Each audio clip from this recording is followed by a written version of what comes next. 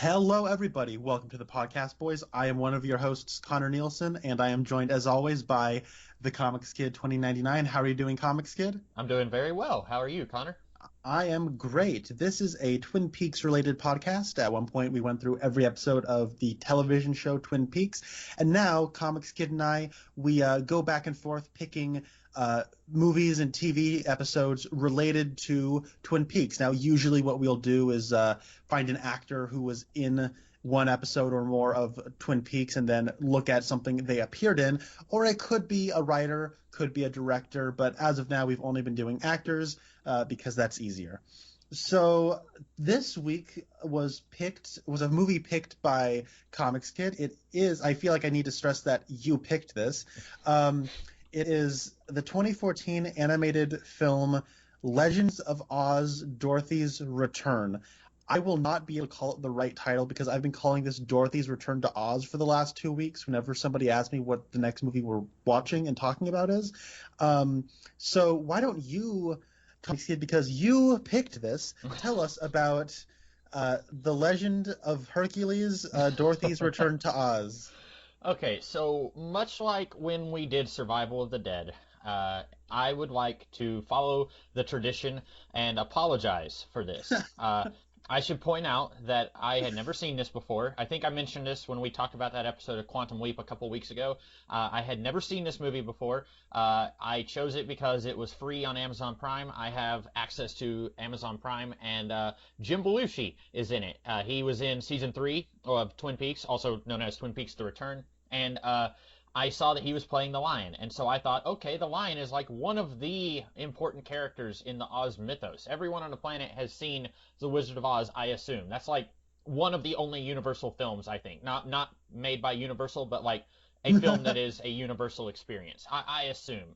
And so like, oh, the lion, okay. This will be a good, like, everyone, we get a good meaty, like, he's in a lot of it. And I guess I should go ahead and talk about the plot. So Dorothy wakes up, and it's the day after the Twister came through wherever she lives in Kansas. And so she wakes up, and she runs outside, and the barn is a mess, the house is a shambles, and then Martin Short comes, and he says, this house is condemned. You cannot live here anymore. I work adjacent to the government, is what he says, whatever that means. And so he says, you guys have 24 hours to pack up and leave.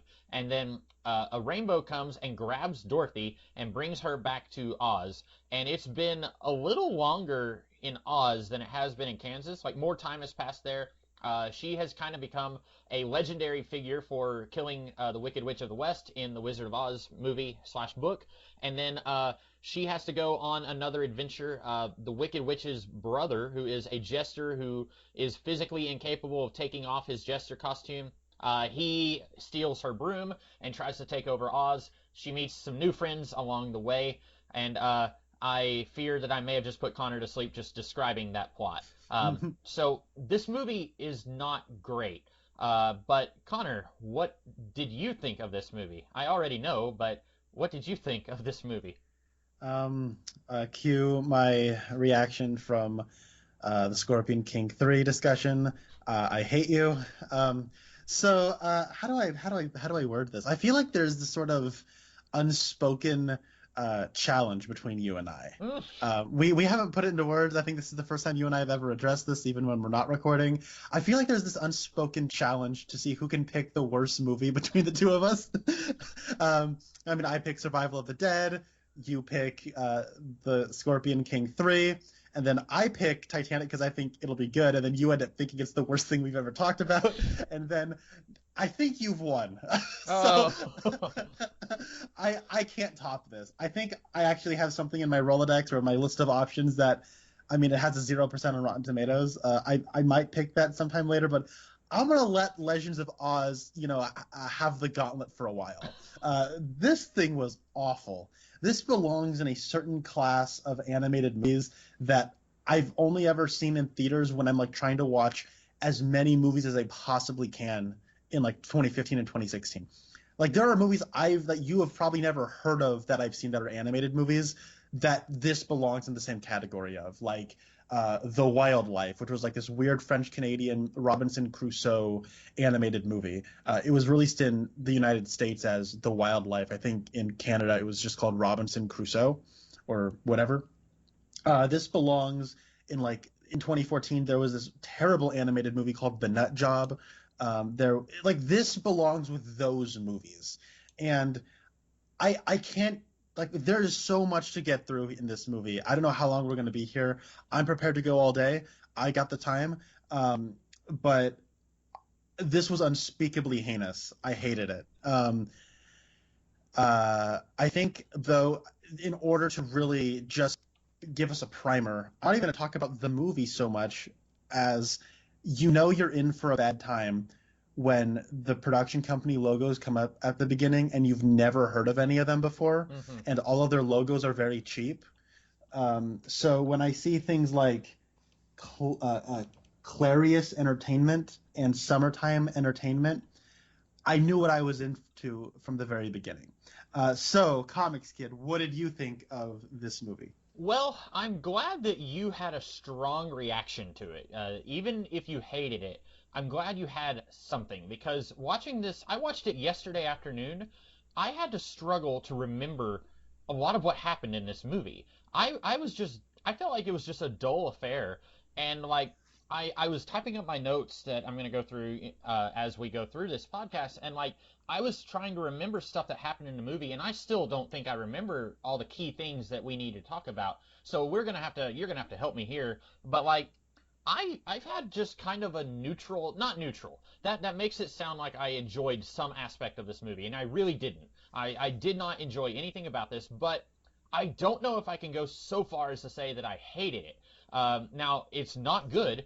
And I should also point out, I did not know that this movie at one time held a 0% on Rotten Tomatoes. You told me that last week when I mentioned what we were talking about. I didn't think this was going to be like, Pixar level quality, but I was hoping it would at least be like on the lower tier of like some of the lesser DreamWorks. You have different kinds of animated movies. I've never heard of that Robinson Crusoe movie or The Nut Job. I've never heard of those. But like Pixar, generally considered to be top of the barrel, or whatever your metaphor is. Right. I haven't watched every Pixar movie, but the ones I have seen, I really enjoy most of them. And then like I even enjoy a few of the DreamWorks movies. I like Megamind. I like How to Train Your Dragon.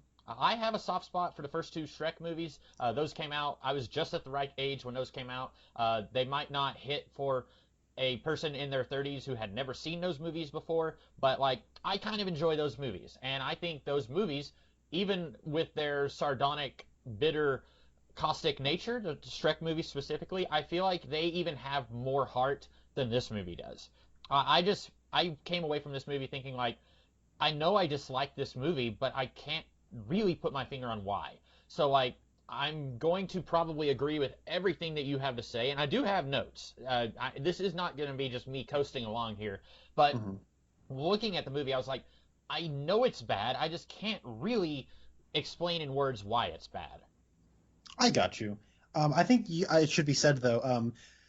Megamind, and we were actually talking right before we started that I've been watching a bunch of 2010 movies. 2010 was a really bad year for movies, but I would also call it the year animation kicked everyone else's butts, because you did have Toy Story 3, but I wouldn't even call it the best animated movie of that year. I think How to Train Your Dragon is better. I think Megamind is not quite as good as those, Toy Story 3 and How to Train Your Dragon, but DreamWorks put out those two movies that year, as well as Shrek 4, but that doesn't really qualify. But like Megamind and How to Train Your Dragon are really good. Toy Story 3 is great. You know what the last animated movie I watched though was? I finally watched Tangled. Have you ever seen Tangled, the Disney Rapunzel movie? I've seen it once. It's been a long time. I have a friend who looks a lot like Flynn Rider from that movie. I actually have it on DVD, but I just haven't seen it since I saw it that one time years ago. I loved that movie. I thought it was like really, really good. And so I was sort of in this animation high, and I'm like, you know what? I can watch an animated movie right now. And then it was this. But it's just sort of funny that those were the things you went to. And I actually rewatched the four Shrek movies because Shrek 4 came out in 2010 as well. And those first two Shrek movies, specifically Shrek 2, are really good. So I'm with you. I think that I really like the first two Shrek movies. 3, no. But this movie, it's funny that we actually bring up Shrek because one of the things about Shrek that I don't think ever was, it was sort of this permanent, they at a certain point they kind of chose to keep going with this, but the models for the human characters are like placeholder very early animation models. And at a certain point, they had to go, what do we do? Do we update these models or do we just keep them the same? I don't know if you ever watched The Incredibles 2, but the character of Tony, who Violet has a crush on, his model changes from the first to the second Incredibles movie because when they were making the first Incredibles movie, they couldn't design all of them uniquely. They had to like have some characters be placeholder models, and that's Tony.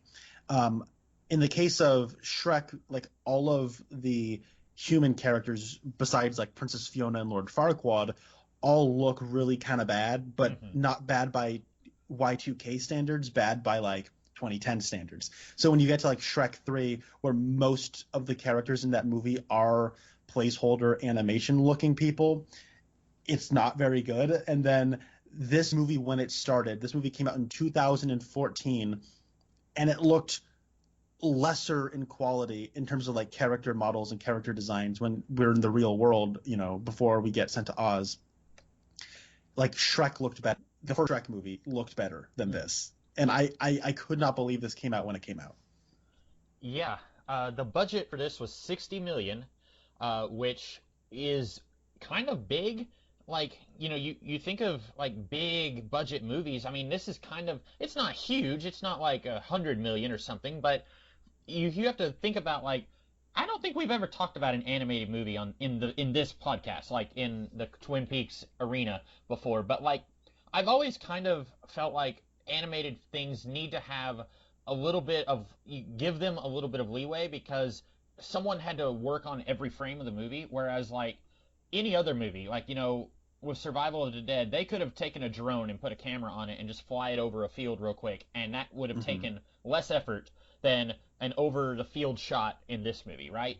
And so like, I want to be a little bit kind, but also I agree with you. The human characters in this, I was getting a like the mob that comes to kill Shrek at the beginning of Shrek. I was getting that vibe. Whereas like they look weird, and I can't really put my finger on why. But you put it into pretty good words there.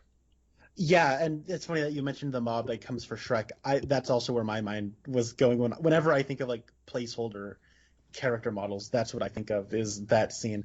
I should say though that 60 million is pretty small for an animated movie budget. Animated movies cost a lot of money, and I saw this interview with Steve Jobs where he was one of like the earliest, like in the early Pixar, he helped develop their technology. And if you look at like the first Toy Story, he's listed as an executive producer. And he was talking about how, you know, you can shoot, when you're doing a live action movie, you can shoot a lot of scenes, and then you can look at them before you finish like special effects and be like, okay, this isn't really going to work out. So you can like kind of drop a certain scene, right? He says you can't do that because what does he say? He says like you generally shoot 500. I was going to say 500%, but it might be easier to say like you end up shooting 5 times what ends up in a movie when you're doing a live action movie, but you cannot, you know, animate and fully render 5 times, you know, the end runtime of an animated movie. That is so cost inefficient, and it would be so absurdly expensive. And so that's why they had to like develop things like animatics, which are like very stripped down, like skeletal renderings of scenes in animation, so that you can just sort of look at it in terms of like literally the bare bones visually, and then you can sort of like use your imagination to fill in the gaps and like kind of look at how the story is progressing and say, we don't need that scene. And so so like animation costs a lot of money, and so 60 million is not a very high budget. Yeah, and I just looked, and apparently the first Shrek movie also had a $60 million budget, and that was 13 years before Legends of Hercules Return to Oz. And so, like, that movie, Shrek, made better use of that budget. Like, I feel like it would probably, there's inflation there, but this movie should have had more of a budget, is what I'm coming down on. Like it's crazy to me that they had this little, and apparently at one time this was meant to be a direct to something. It was not meant to be a theatrical release, and then later they changed their mind. That might have influenced, like, okay, we don't have to put as much effort into this because not as many people are going to watch it, and then it went to theaters. And so, I mean, it's still bad because you and I didn't see it in theaters, and so we still hated it. But like, I feel like someone somewhere might have said, oh, it's going to theaters. Uh-oh, like we're gonna have to look at what we've done. We haven't been trying as hard. I get that feeling here. Yeah, you saying that it was initially going to be like straight to somewhere actually says a lot. I did not know that. I was making assumptions while I was watching this, and one of the like earlier assumptions I made was that this was probably like a French Canadian animated movie, or other countries don't have as much money to spend on movies as America does, specifically animated movies. So I was kind of wanting to give this movie a pass in terms of the animation because of I don't know. I was sort of under the impression this was like in terms of a production, this was a foreign, a different country produces that wasn't America. So he didn't have a lot of money to spend on the animation, and they didn't have as high of quality. In terms of like how you can make that. And of course, like they got, A-list actors for their voice performances, but a lot of, foreign markets do that when they're, producing their own movies because, while a certain production house might not be, domestic for North America, actors are not, exclusive to North America. They can do whatever they want. Do you have a particular direction you want to go, or do you want us to just kind of bounce back and forth? I want to just sort of look at what's going on here. This said it was based on a book. Yeah. I watched this right before we started talking, so I wasn't sure if this was one of the Oz books that these movies are based on. The Wizard of Oz is based on the novel The Wonderful Wizard of Oz from 1900. I wasn't sure if this was a part of that book series. No. No? It's Okay. it's based on a book called Dorothy of Oz, written by Roger S. Baum, who is the great grandson of L. Frank Baum, who wrote the first, I think, 18 Oz books. And so this was, I think, this book was written in like '89, and so based on something, it's from the Baum family, so I guess his name lends it a little bit of legitimacy, although I'm going to say no. Well, it's interesting you say that because now I'm going to be a little bit less nice to this story. I don't know if this is just a book or if this is the movie. I have not read the book. But wherever this falls, I was getting a Narnia feel from this, where for Oz it's been many years, and for the real world it's been not that long. And so I was thinking maybe that's something in terms of the Narnia books that C.S. Lewis was sort of taking from Oz. Now, maybe in the Oz books they do that similar thing where it's been so long in Oz years, but in the real world it's not been as long at all. So maybe that's the case. Regardless, that doesn't matter because the plot is actively just the Wizard of Oz. Yeah. Again, but this time, the Scarecrow, the Lion, and the Tin Man.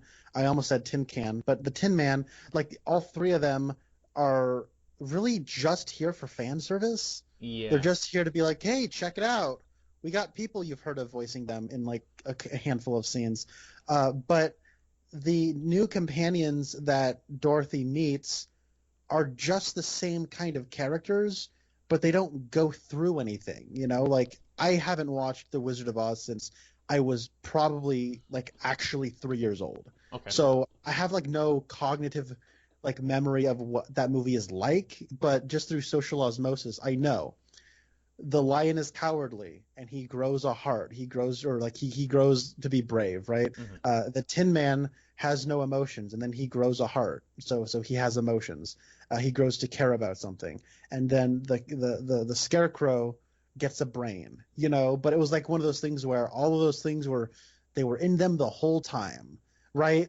There are things that they want, but it was actually in them the whole time. Mhm. Um, with these characters that she meets, they don't really want anything, but any potential like, okay, well, the what's his face? The owl voiced by Oliver Platt. He was sort of like, I don't know, the cowardly lion or something. But he's all or like he's sorry, he's sort of like the scarecrow, but he's already smart. Mhm. And for him to go, and then they meet the candy soldier, who's kind of like the cowardly lion, but he's already brave. And then she meets the China princess, who's like already the way she is. You know what I mean? Like none of these characters, they're like already self-actualized versions of themselves. It's sort of like if she met all these characters in Oz from before, and then they didn't learn anything, and they just helped her out. And then all these characters she meets along the way don't really contribute anything until the extremely obligatory like battle scene at the end. Like when she's there's a point at the end of the second act where she says, "I got to leave you all behind, and I got to finish this myself." And then she goes to the jester's lair, and then that's where the Tin Man, the Scarecrow, and the Lion already are. She frees them, and then they help her out. Mhm. So it's like there was no point in at all. Like she could have just ventured across Oz all by herself. All that need like the only thing that they really contributed was crossing a river. Yep.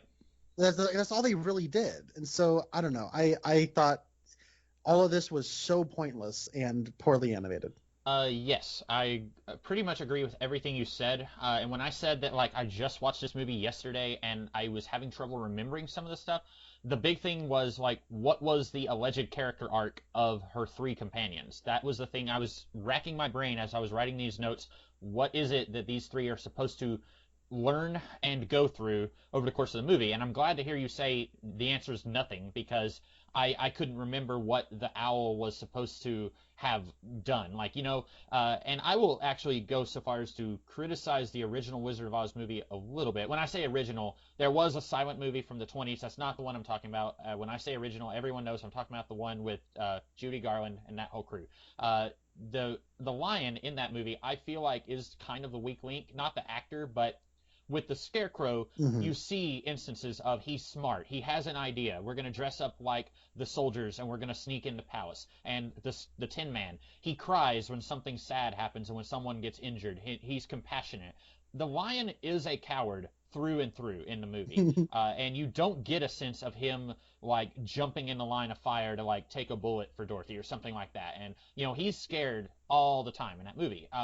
But I mean, that's the only, and I've talked about the Wizard of Oz before. I don't have to talk about it again. But with this movie, I don't know what any of them want or what lessons they're supposed to learn. I agree with you there. There is some stuff about some of these characters I'm going to want to address later. But I agree. Like, this is structurally very similar to the Wizard of Oz in that she arrives, she meets some people, they decide to accompany her, and then unlike the original Wizard of Oz, where they do contribute stuff, these three characters don't really do it. Like you said, there's a battle scene. Now, I don't understand why there's a battle scene here. The Wizard of Oz is a modern fairy tale, but there wasn't really a combat scene in that movie, right? The closest thing to battle in that movie was Dorothy throwing some water on the Wicked Witch.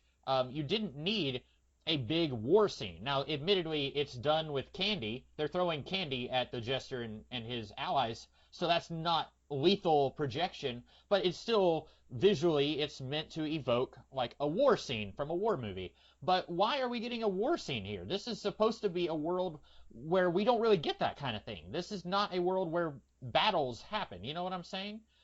Yeah, I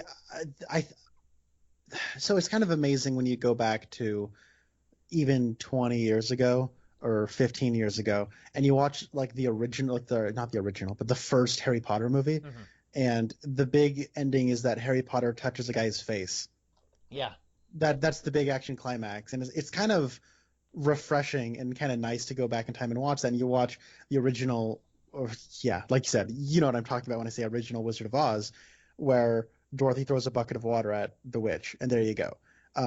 I think that I don't know what it is, but at some point, somebody like enough people realize that, oh, people like movies that have huge battles at the end, those movies make a lot of money. So therefore, if you don't have a big battle at the end, it's not going to make a lot of money. And that's completely flawed thinking, but that's how it seems to work out, where like the Guardians of the Galaxy movie needs to have a huge battle at the end. And I think for most people, that's probably like the least best part of that movie. And then you have like all the Marvel movies have big battles at the end. Every like the Harry Potter movies after a certain point all had big battles at the end. And I know that they're books. Shut up. That's not what I'm talking about. I mean, like you get what I'm trying to say though. And so it's like, I think that with this, it was like, okay, those young adult fantasy stuff, like I think Lord of the Rings is sort of what started that. Is the second and third Lord of the Rings movies had gigantic, enormous battles at the end of them, and they were excellent, great battles. And so it's like, well, if we're doing a fantasy thing, that's just the way we make fantasy movies now. And so even if it's Oz, you need to have a big fight scene at the end. Did Oz the Great and Powerful have one as well? I didn't watch that movie, but did it? Yeah, somewhat. It was staging itself like there was going to be a big battle, but then it mostly was just a battle of wits. So in that movie, Oh, that sounds cool. yeah, like they were getting ready. Like they are you planning on watching that movie? I am. Okay, I won't say But anymore. It sort of is like we're getting ready for the obligatory big battle scene, and then it kind of, not to use this word, but it subverts your expectations a little bit, sort of. okay. So like even that movie, I think, handles this particular world better than this one does. And then also like the terrible Tim Burton Alice in Wonderland movie has a big battle at the end. Like you know what I'm saying? Like they all do it, and I feel like it's just a symptom of that, where the movie's like kind of over already, and Hmm. so but then we have to like throw in this thing to make the runtime 5 minutes longer. And I will say that there was some nightmare fuel imagery happening in that, where Patrick Stewart as a giant tree face opening his mouth and then battalions of tiny soldiers coming out is something I will see in my nightmares for years to come. It did make me laugh though. Speaking of nightmares that also make you laugh, and speaking of Patrick Stewart as, I think they just call him Boat. No, they called him Tub, and then later they call him Tank. So they're in the middle of this forest with trees that can talk, and Dorothy was like, "I'm sorry, I didn't mean to pull your branch," even though not that long ago for Dorothy, she already encountered living trees who threw apples at her, and they even mention that. They say, "Isn't this the girl who threw apples at our uncle or whatever?" But she's like, "Oh, I'm sorry, I didn't know that trees were alive." It's like, you did know that. You just, but then uh, I am not joking. So she's like, "Well, we just wanted to make a boat," and then it seems like my mind is telling me this is what he said, but I don't think he said this exactly. But Patrick Stewart's character says, "Use me, use my wood to make the boat," and I'm like smiling ear to ear, like, are they going to murder this old man tree to build a boat? And she's like, "Oh, we couldn't." He's like, "I am near the end of my life. Kill me, kill me." And then I was profoundly disappointed when he still has a face and he's still alive and still talking. I was thinking this movie made for children was going to have them mercy kill this 900-year-old tree to build a boat, but unfortunately they didn't do that. Yeah. Just to like even further hammer home like how much of a repeat of the Wizard of Oz this is, uh, the bad guy, it's the Wicked Witch's brother, and he has the Wicked Witch's broomstick. That's kind of basically just a magic wand, and he's, I guess, I'm assuming, living in her castle, and he's using her flying monkeys to take over Oz again, and it's the same thing, right? Like, Yeah. and then you have Glinda the Good Witch, who sounds like a person on the phone that you would used to call, and you would get an operator that would make men happy. And so um, she's got that voice going on, and but she sounds like, I don't know, she sounds like she's been on some Munchkin dope or something. And so uh, I don't know, like all of this just felt super uncomfortable for me. Like I don't know what it was. I got like tight in the chest during a few scenes, and I don't know. I couldn't handle watching a lot of this. It was so in your face and like oppressively loud. Like every character is yelling all the time, and I'm thinking like, is this why I don't like kids? Is this what it is? Like, I mean, I do like kids, but I don't like kids, but I do. But it's like when kids get really annoying, is it because they've grown up watching movies like this? Is that what it is? Like, Ah, why do like really like why do the worst animated movies always be like they always act like this where every character behaves as nobody in the real world actually behaves like, and if people did, nobody would be friends with them. mhm. Where and like so kids kind of act like this because they've seen it in movies, but then they'll find out they'll get like beaten up if they act like this. So then they stop acting like this. Where you yell, you kind of trip people and then think it's like funny, or you know what I mean? There's it's everybody acts like this, and like the jester is constantly yelling and talking very fast, and jumping around and doing backflips and stuff, and it's like good night. I know so many kids who act like this, and it annoys the living pants off me. Mhm. I don't know, like I don't like it. Yeah. You were saying earlier like this is similar, like if it's similar to The Wizard of Oz. When we say similar, it's exactly like it, but worse. I don't know if you ever watched any of the animated Disney movies from probably before you were born and like right around when I was born, but you had like The Little Mermaid and others that I can't remember. I can't remember which ones came next and which ones came. The Lion King and Yeah, Aladdin and all yeah. that stuff. And then you had sequels, direct-to-video sequels to those movies. So with The Little Mermaid, now there's another squid woman. And this time she's green and she's skinny, but she's basically the same threat.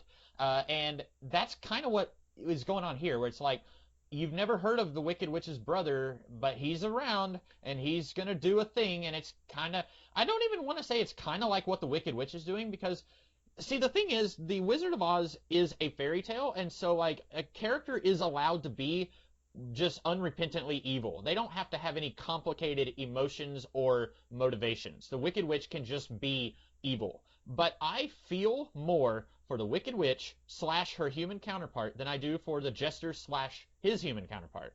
I don't know why the Jester's doing what he's doing. I don't know why his human counterpart is doing what he's doing. With the Wicked Witch, like I at least felt like it's like poor woman, her sister gets crushed by a house and she just wants her sister's shoes. And like they don't belong to Dorothy, but Dorothy gets to keep the shoes after murdering this woman. And like the woman in the real world, she gets bitten by a dog. And so like yeah, I know people who've been bitten by dogs. It's not fun. Yeah, you don't want that dog to just run around free, free as they can be. So like I feel more for the witch and her character and the other character in the Wicked, the Wizard of Oz.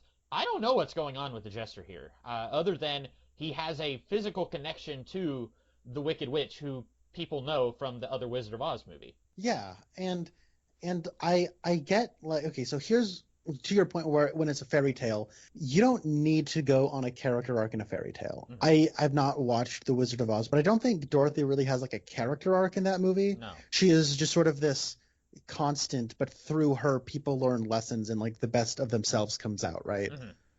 And that's sort of the like that's effective for that kind of a fairy tale. She is a vessel for other people's growth because she is so stalwartly good. And she does things on accident. She's not perfect, but it's not like it's her fault, and she's well-meaning, and that's what makes her endearing. I'm trying for the life of me to understand what the lesson of this movie is. Is it just like if you do one thing that's good once upon a time, people will give you whatever you want? Like, is that what it is? Because it's like that's the only way they actually accomplish anything in this movie is, oh, this is Dorothy. She slayed the witches once upon a time. They're like, oh, that's you. Okay, yeah, sure. You can do whatever you want. Mm-hmm. That's how they accomplish everything. Yeah. Like she shows up. That's when she meets the owl. He's like, well, I will accompany you, because then they go to Candy. I'm providing context for anyone who might be listening who is never watched this movie because nobody ever should and nobody ever will.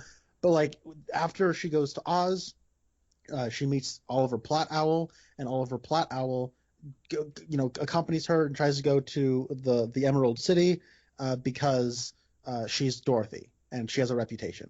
And then they go to the Candyland, and then there's a soldier in Candyland, and where they get put on trial for eating all the candy. I don't know why eating candy is like against the rules there, but it is. Mm-hmm. And so they're put on trial and are like sentenced to death. But then what keeps them from being sentenced to death is that they ask them for their names, and she's Dorothy. And they're like, oh, you're Dorothy? Well, never mind. Mm-hmm. You go wherever you want. And then they go, and then one of the soldiers accompanies them. So then now you have Dorothy, Oliver Platt Owl, and Marshmallow Soldier. And then they go to the Great Wall of China, get it? Because Mm-hmm. it's made of like cups and stuff. And then there's like Princess China, and then the jester sends an earthquake, and then after that they're like, oh, you're Dorothy? Well, let Princess China come with you. And it's like, so everything's only happening because she's who she was. It's not anything she's doing. It's just one thing she already did in the adventure everybody knows. And so it's like, is that the lesson of the story? Like, there's nothing, like, just oh my God, it was very, very irritating. Mm-hmm. I I'm going to in based on what you said, you are absolutely right. I think this could have been a better movie if Dorothy comes back to Oz, and for her it's been 12 hours, but for everyone else it's been like however many years or whatever, and everything is just awful. Like somehow her, killing the witch. Like now, I don't know. I've always really liked the idea of the mythos of the witches, and like this one lives in the north, that one in the south, etc. I've never read more than one. I've read one Oz book before. I've seen a couple of the movies, but I don't really know a lot about the lore of this world. But what if she comes back and she's in the western part of this kingdom, and it's just even worse than when the Wicked Witch was alive? And then Dorothy realizes that even though she accidentally killed the witch, her actions have consequences. And then she makes the decision to go and try and make things better. And that could be the story of the movie. Instead of what you said, where she goes on these series of misadventures and she meets other people, and then they roll out the red carpet for her because she's the famous witch slayer, and then nothing really happens. I feel like you could have done something with that. Like, I thought the one kind of interesting thing in this movie was like what you said, the Narnia thing, where time passes differently, and you could have used that to create a story where Dorothy actually does go through some kind of lesson here, because it doesn't have to exactly repeat the formula set down by the Wizard of Oz. So on this channel, you do fix videos, and that very quick fix you just did would make this movie better like tenfold. Mm-hmm. And it's because it's like, sometimes, like, because that's a good lesson for kids to learn, that just because you are well-meaning doesn't mean you can do things that, like, that if you're well-meaning, that it can still mean your actions can have negative consequence for another person. Mm-hmm. And so, like, I every once in a while somebody, like, I say this thing where, sometimes somebody I know gets negatively affected because somebody else did a thing, and that person who did the thing that made a friend of mine that negatively affected a friend of mine, it wasn't on purpose or anything. It was an accident, right? And then I'll try to confront them and say, hey, what you did negatively affected a friend of mine. They said, well, I didn't mean anything by it. And I say, yeah, nobody means anything by anything. Mm-hmm. But it doesn't change the fact that you still hurt somebody I know. Right. So it's like, that's a lesson I think more people need to learn. And I think, like, a children's film is a good way for that to teach kids that lesson. Mm-hmm. That always be aware of the things that you're doing and potential negative consequences. And if there are negative consequences, do what you can to mend those consequences, because you do bear some of those responsibilities. And so it's like, that makes so much more sense than this movie does. You've succinctly said what I was trying to get across there. I want to touch on something you said. The candy puns. I wanted to pour hot lead in my ears because there was 3 of them in the span of about 3 minutes. Unfortunately, the movie didn't keep going with these puns, but you have the Marshmallow Man, who is Marshall Mallow. Okay, fine.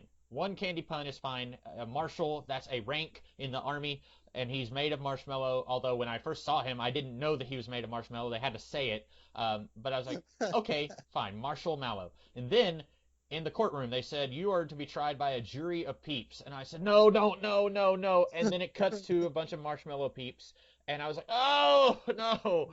And then they get to the Great Wall of China. And it turns around, and there's a bunch of China cups there.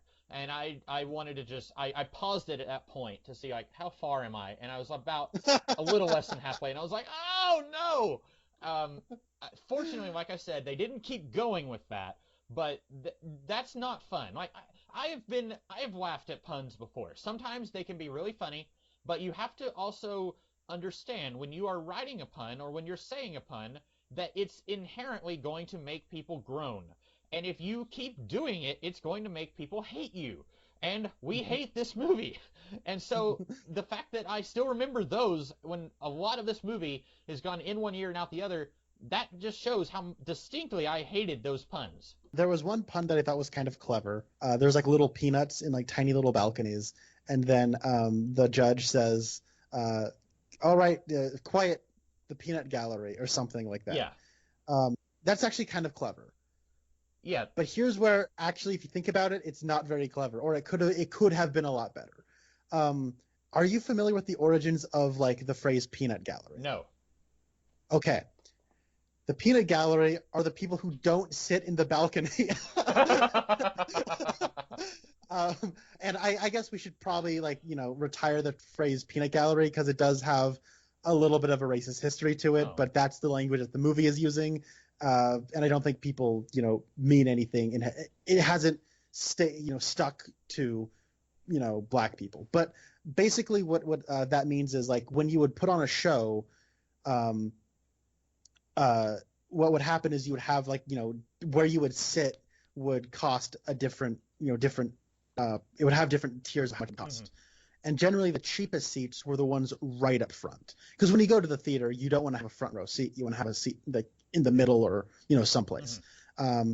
And, in older times, having like a balcony and being seen at an event was more important than the actual event. And so how it would then go was usually poorer people, they would be, have seats right in the front. And if they didn't like something, that's when you would throw like tomatoes or something. Mm-hmm. Or like if you didn't like something, you would heckle. And that's where the term peanut gallery comes from, is peanuts and tomatoes and stuff that you would throw at the stage. That's where that comes from. And so so when they're saying the peanut gallery in this movie, the peanuts are in balconies. Mm-hmm. What? No, you messed it up. The one thing that was kind of clever, you messed up. So whatever. Okay. That went on for way too long. No, that's something I thought about while watching this movie. I did not know that because I always assumed that it was a reference to children. Like in every time I've heard it was like the peanut gallery is like the kids, like shut up and let the grown-ups talk. So okay. What you just said makes a lot more sense, and I will concur with you that that's a phrase that should be retired, knowing what it's attached to. Back to this movie, I have a question for you. When is this movie supposed to be set in Kansas? Oh, I have no idea. Okay, because the book came out in like 1905, and then the movie came out in 1939. So either way, there's about a 30-year difference there between these two, but it's early 20th century Dust Bowl era America, okay? But this movie, Dorothy is still wearing her blue and white outfit, but then her aunt and uncle, they look like they've been like modernized a la Smallville.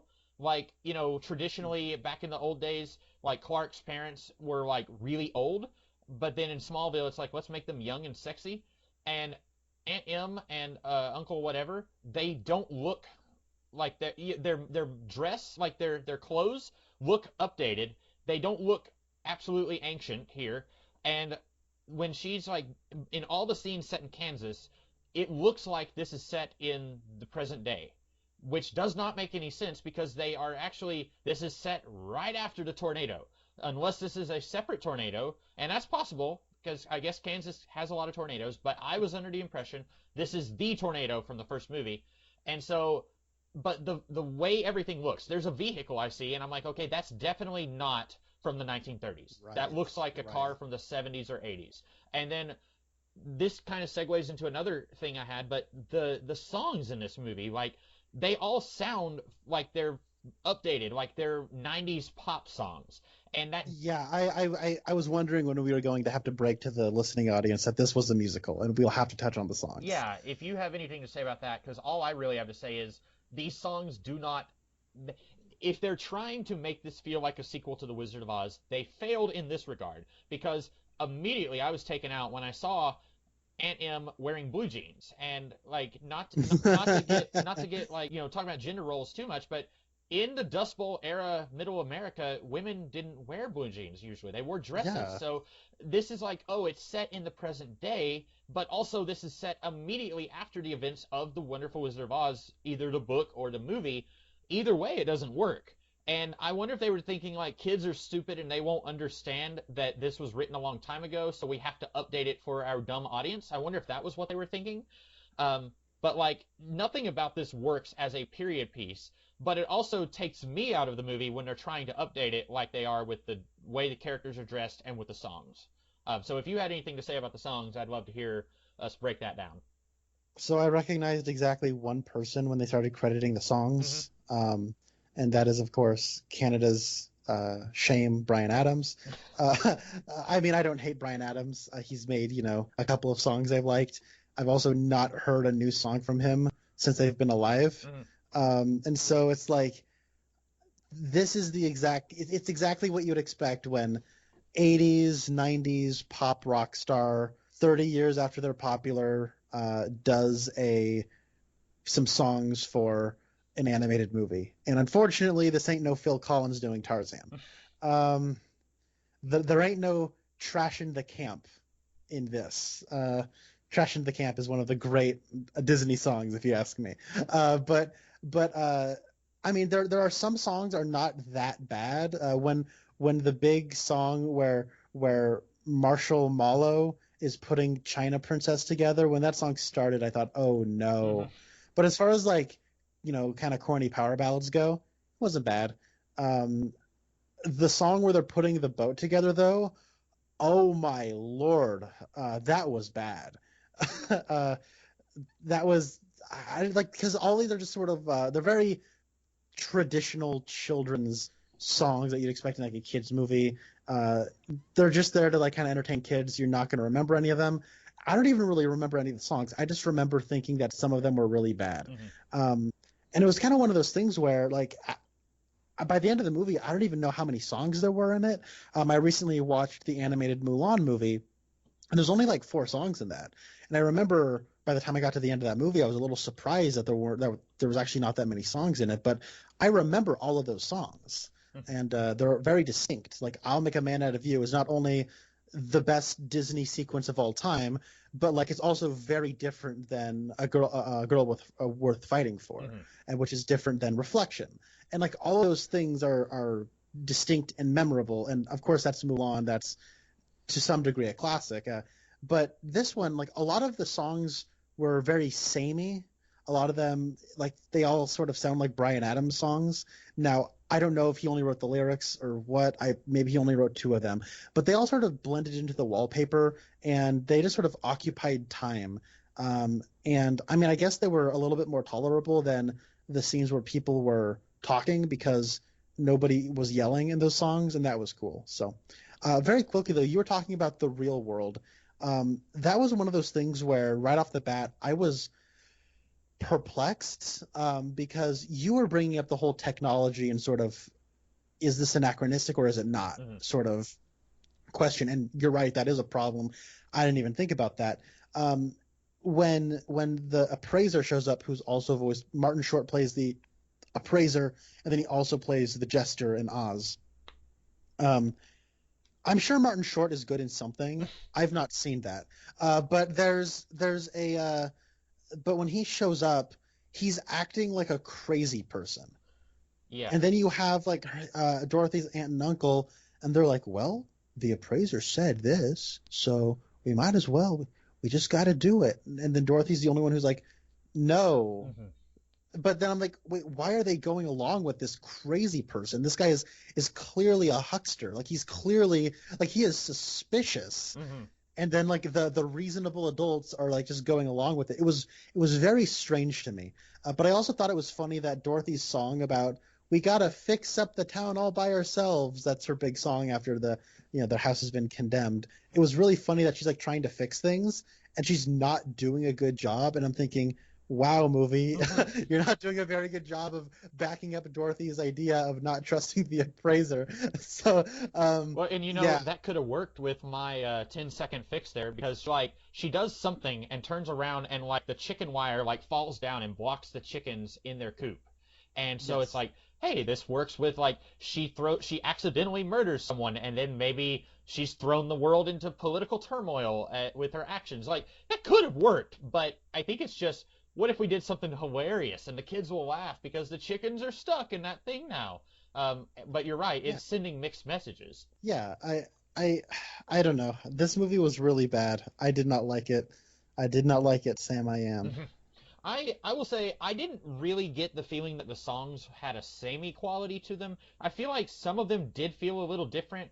There's the one where the Marshmallow Man and the China Doll Princess are proclaiming their love to each other. That's kind of your like, sad, somber, lovey song. And then at one point the Jester gets a song, and it's kind of like in a Disney movie, like when Jafar gets his big peppy earworm song, like yeah, he's evil and he's proud to be evil, and like it's a little peppy and upbeat kind of, and then like there's you said you didn't remember the songs, you just knew they all kind of felt the same, but when they're building the boat out of Patrick Stewart, she's singing "Work with me and I'll work with you," and it reminded me of like Barney. Like with Barney, there's like clean up, everyone do your share, clean up, da da da, something rhymes with share, and like that's kind of what it felt like to me, where it's like let's send a message to the children that teamwork is a good thing. And I was thinking like, okay, but then 10 seconds later, Dorothy says, I have to go do this alone. So again, sending mixed messages here. And like, I felt like the songs felt different, but my issue was I don't think any of them were particularly good songs. And I'm no musician by any means, but also none of them felt like the right time period. Like when you watch The Wonderful Wizard of Oz, the movie, all those songs feel like they come out of the 1930s because the movie was made in the 1930s.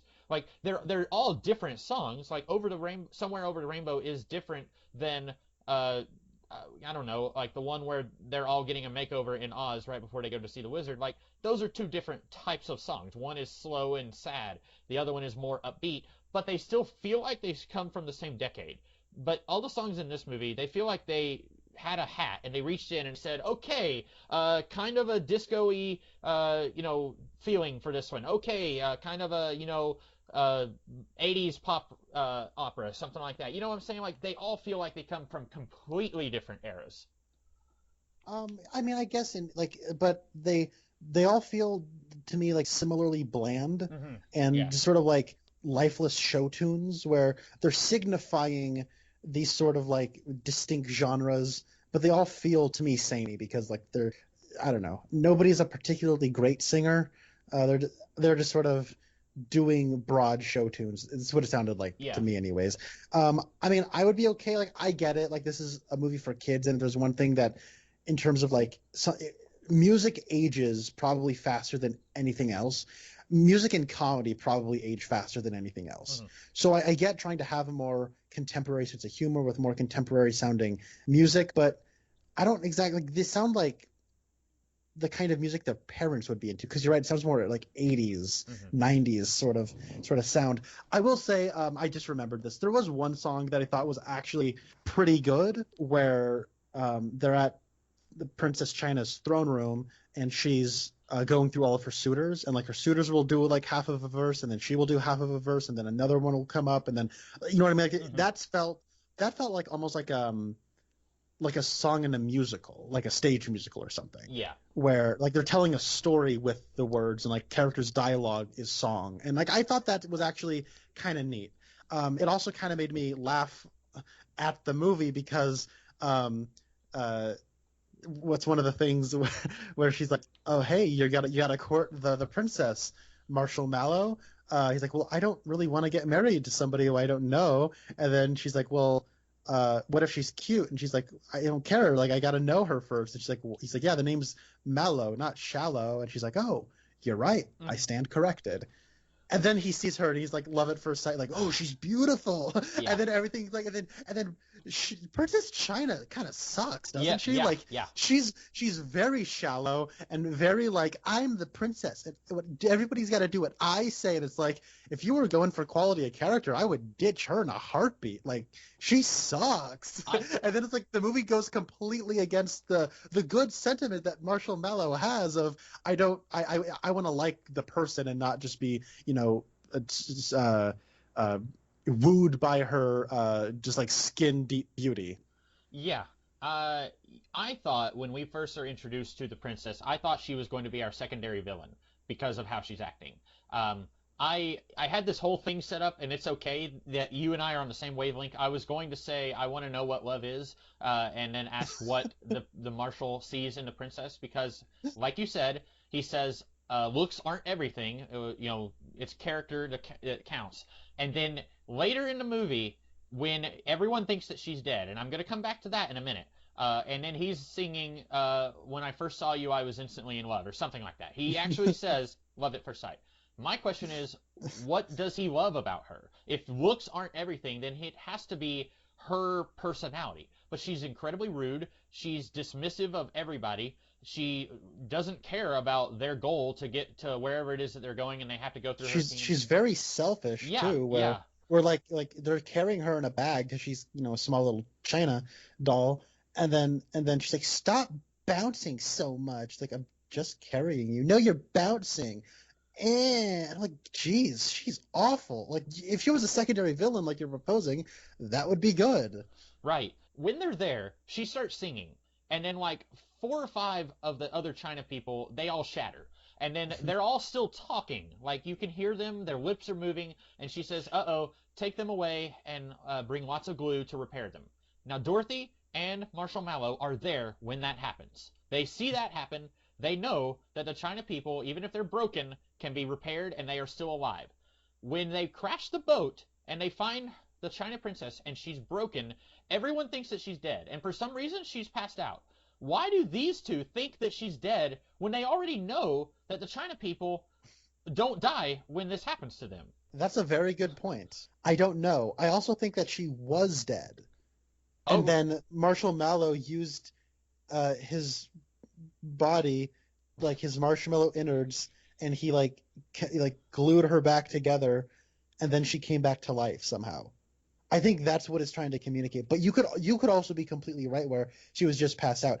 Either way, I have no idea why she doesn't just immediately open up her eyes and go, "Oh, I'm just a head now." Yeah. Well, of course, the reason is the movie wants Dorothy to say, "I have to do this on my own," even though, obviously, yeah. even though, like 3 minutes earlier, she was singing "Work with me and I will work with you." But yeah, I see no reason why she passes out and or dies. But then earlier in the movie, the China people don't die. When they're broken, they're still sentient and alive. But getting back to Love at First Sight, wouldn't it have been better if the owl, who is a little self-conscious about his weight, if he was the one who fell in love with the princess, and maybe she was already broken and felt self-conscious about like her scars, and then they could do a thing where you tell kids, "Hey, looks aren't everything. Look, she's ugly as crap because she's, cracked and they had to glue her back together, and he's a fatty. Haha, let's laugh at the fat owl." And they do that, like, at one point in the courtroom, it's like, "Well, this is the owl's 500th offense of eating candy. Haha, get it? Because he's fat." So it's like, well, why not let those two be the romantic couple and actually have them fall in love because of what's on the inside instead of love at first sight? Because, like we keep saying, this movie is sending mixed messages where the Marshmallow Man says that it doesn't matter if she's cute, but then he falls in love with her instantly as he sings later in the movie. Like, none of that makes any sense at all. I thought it was pretty self-aware of the movie that it's about what's on the inside that counts. And China Princess is hollow. Fair point. Yeah. But no, you're right. Like you're saying she's acting like a villain. She does, because she shatters her like porcelain China doll suitors that are kind of hopeful for her. She shatters them with her high singing voice, right? Mm-hmm. And then later she's like, "Not a scratch on me. Don't scuff me. Don't scratch me." And she's like, she cares very much about how she looks. Mm-hmm. And so it's like, she's acting like a villain. I really did not like her. I thought she was poorly written. Yeah, she's probably the worst character. I would say even worse than the Jester, who's the actual villain of the movie. I want to talk a little bit about the cast. I chose this specifically for Jim Belushi. I think him, Dan Aykroyd, and Kelsey Grammer, who play the Lion, the Scarecrow, and the Tin Man, respectively, they are so wasted in this movie. They have combined, I think, about 3 minutes of screen time. Why did this movie get these actors to play these characters? Like, I know, as I was watching, I recognized Kelsey Grammer's voice. I did not recognize Dan Aykroyd's voice as much. I knew that it was Jim Belushi, but I would not have known it was him if I hadn't already looked that up. But like every now and then I would hear a voice where it's like, okay, that's Martin Short. I know that.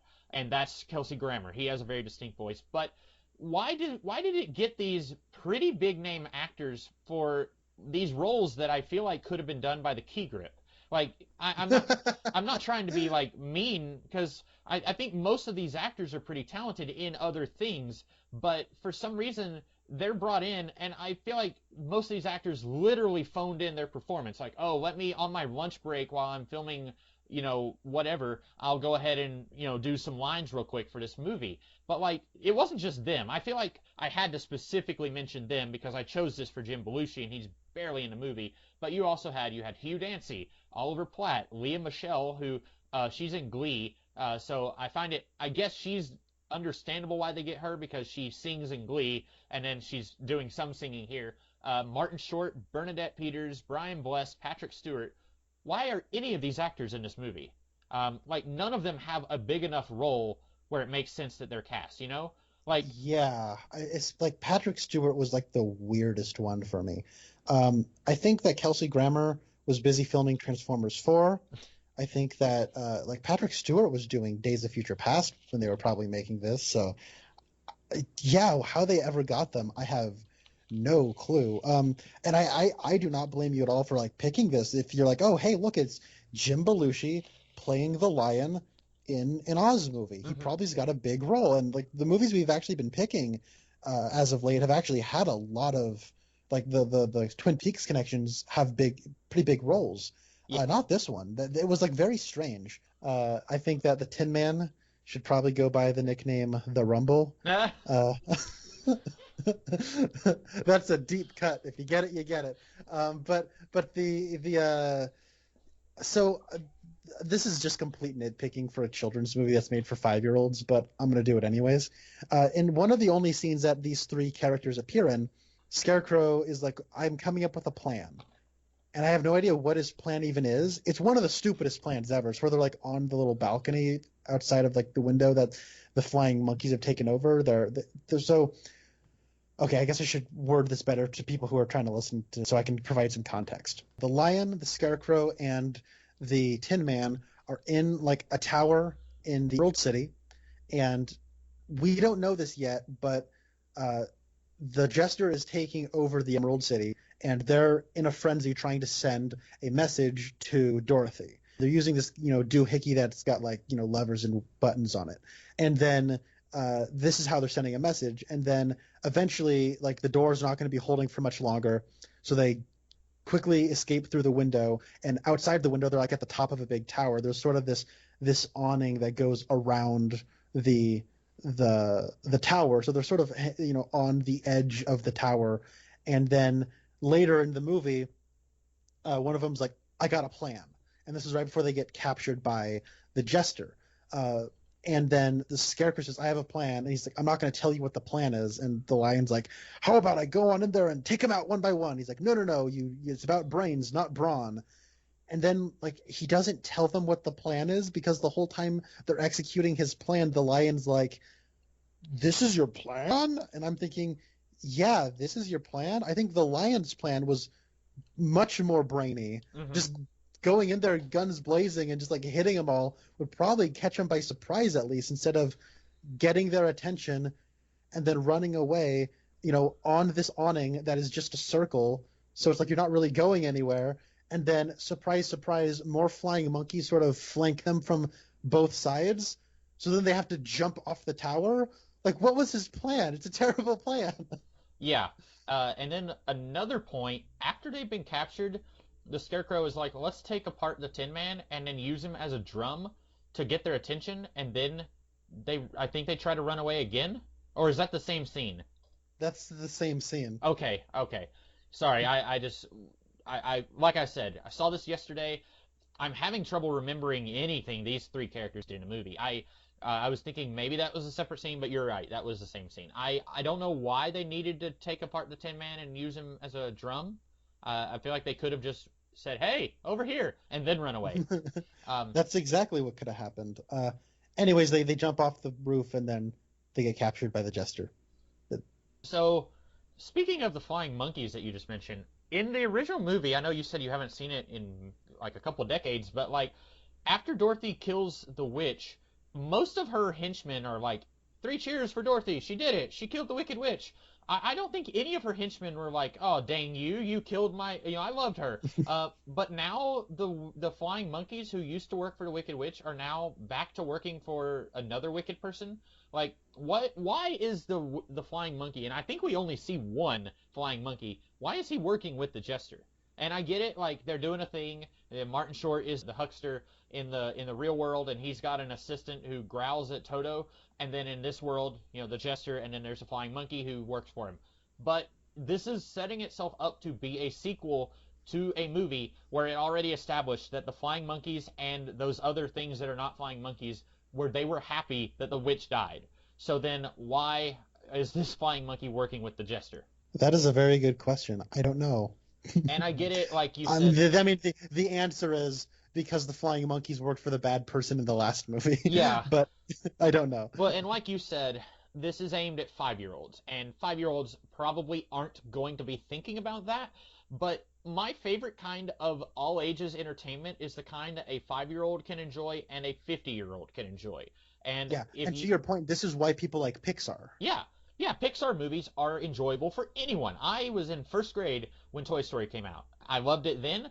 I can watch it right now and still have the same love for it. I think it's a great movie that holds up very well. This movie I watched it less than 24 hours ago, and I cannot remember most of what happened here. It's bad, but also, like, forgettable, which I guess is good, because, like, in a week, I won't remember anything about this movie. But, like, it does not stand the test of, like, if an adult watches this, they're going to say, I don't understand. And saying, well, it's for kids, that's not a good enough excuse. I can point to lots of kids' entertainment that's also good. TV shows and movies. This is not one of them. Yeah, this came out the same year as Paddington. Wow. Which is... Have you watched the Paddington movies, by the way? I have not, no. You absolutely need to, because they're amazing. They don't seem like they will be, I know, but I've spent much of the last handful of years of my life trying to convince people, no, they're worth it. They're really, really good. Especially the second one is amazing. Yeah, I will need to put those on my list of things to watch. Of course, right now we're talking about this movie, so it's different. I'm thinking like anything would be better than this movie, but I'm sure they would be actually good movies. I had just some structural problems with this movie. It is over an hour into the movie before Dorothy meets the jester. Generally, when you have like a protagonist-antagonist situation, it's probably good that you establish that dynamic early in the movie. The original Wizard of Oz, Dorothy, almost as soon as she arrives in Oz, she has an encounter with the witch. The witch wants the shoes. Dorothy can't take them off as per Glinda's orders, and then Dorothy has to go on the yellow brick road to get home, and the witch, many times in the movie, encounters her. Like, she tries to set the scarecrow on fire. She shows up at different points in the movie, and she's constantly dogging at Dorothy. She puts them to sleep in the field of poppies, so there's a good back and forth between them, even though they aren't on screen together all that much in the movie. Like I said, this is not quite an hour and a half long movie, over halfway into the movie before these two meet. At one point before they meet, someone says something about the jester, and she says, I don't even know who the jester is. So most of this movie is Dorothy just trying to get from point A to point B, but I don't know why, other than I guess she just wants to get back home. But she doesn't really talk about getting back home when she's doing that. So much like the other characters, I don't know what Dorothy's whole thing is. And, we've already talked about, like, what's the lesson she learns. I don't even know what she is trying to do until she meets the jester, and then it's like, well, we have to stop him because he's a bad guy. Yeah, and then once she stops the bad guy, it's like, okay, go home. Yeah, pretty much. So, I guess, I don't have any more notes, but I guess I can just end this on a high note. Okay. This came out in 2014. That is the year I went and saw as many movies as I can. I did only, of the years that I've tried to go see every movie I can, 2014 was the first, and also the year I saw the least amount. So I saw 67 movies, now 68 of 2014. And I will say, this movie is better than 5 movies I saw that year. Oh, okay. Yeah. I shudder to think what 5 movies could be worse than this. So I will go from the one that this is just above and then go to the bottom. Okay. So it was in the bottom 10 of 2014, but not the bottom 5. So I will say this is better than The Nut Job, so it's not the worst animated movie of 2014. It's better than the Arnold Schwarzenegger starring, David Ayer directed, Skip Woods written Sabotage. It's better than That Awkward Moment with Zac Efron, Michael B. Jordan, and Miles Teller. It's Okay. better. It's better than Transformers: Age of Extinction, and everything that year was better than I Frankenstein. Oh, I was thinking I could say I haven't seen any of those. This is the worst movie. Nope. I Frankenstein. That one was bad. Yeah. Yeah, I didn't have any other notes. Apparently this movie lost 100 million for the studio. I don't even know how that's possible. If they had a $60 million budget, I physically don't know how they lost more than their budget. But Marketing, oh, marketing. okay. Well, yeah, it was bad. Apparently this movie did win one award. Would you care to know what the award was? I have an idea, but I would like to know what is it. It was a Razzie for Kelsey Grammer for Worst Supporting Actor.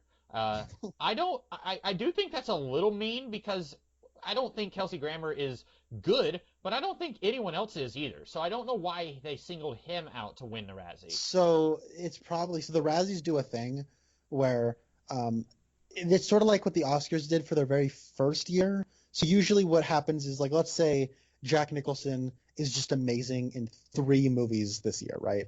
Um, if he is so lucky, he will be nominated for 3 of the 5 slots at the Oscars. But the way it used to be was like let's say the first winner of Best Leading Actress was Janet Gaynor. Um, and so she won it for Seventh Heaven and Sunrise and something else. So it was like she was awarded for her body of work that year. Hmm. That's the way the Razzies do it because Kelsey Grammer was not only in this movie, he was also in Transformers: Age of Extinction. Also, I mean, it's always funny to say a movie won a Razzie, Hmm. but in actuality, the Razzies kind of suck.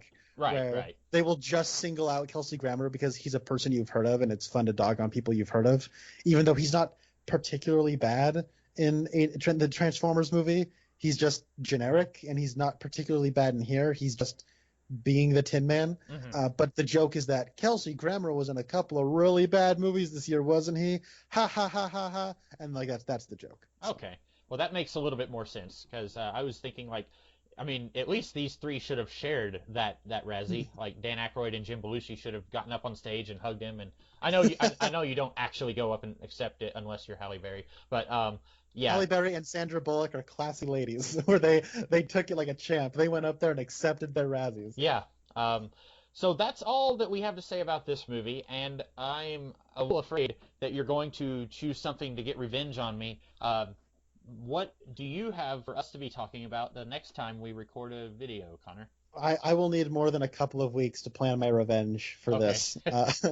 So I'm actually going to give you another choice, but I am going to be.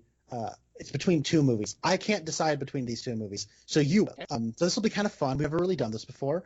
And the reason I'm making you do the choosing because I've already chosen 2 movies, and we're actually going to be joined by a guest next week, Oh. our fellow contestant on Who Reviews the Reviewer season 4, Mr. Cool 210, aka Ben, as Mhm. he prefers to be called. But if you followed us over here from Who Reviews the Reviewers, this is Mr. Cool.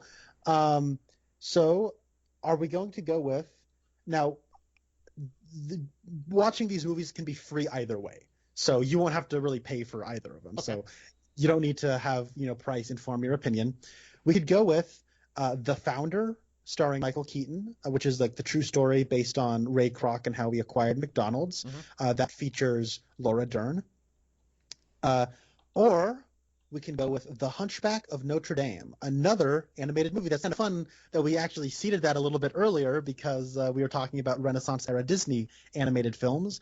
And that has Tony Jay voicing Frollo the villain in that movie. And Tony Jay was Dougie Milford in 2 episodes of Twin Peaks season 2.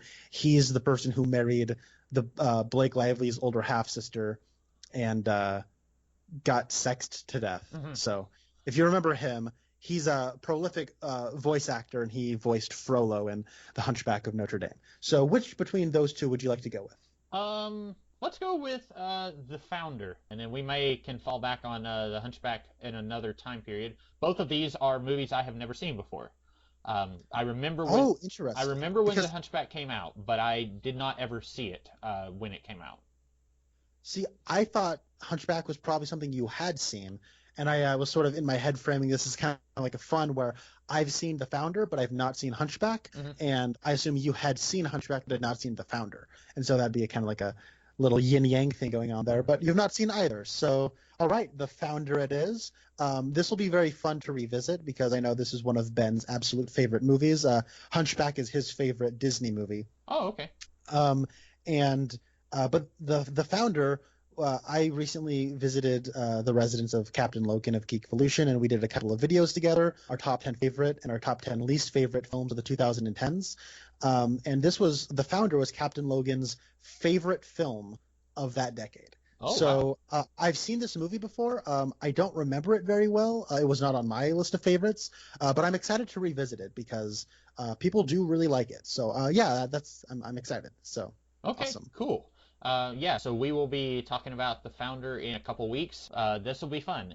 Very interesting because I know very little about the movie. I don't know the history. All I knew about the movie before today was that Michael Keaton is in it and it's about McDonald's, but I don't know the story that happens in it. So it should be interesting Hmm. to take a look. Yeah, I'm excited. This is sort of falling in line with things like The Wolf of Wall Street and The Social Network. Mhm. It's more like that with McDonald's and less. Here's how McDonald's got made. Right, So right. yeah, All right. awesome. Well, we will log out now, and then we will be back in a couple weeks to talk about The Founder. So I have been the Comics Kid 2099, And I've been Connor Nielsen. and we'll see you guys in the future. Have a good one. Bye.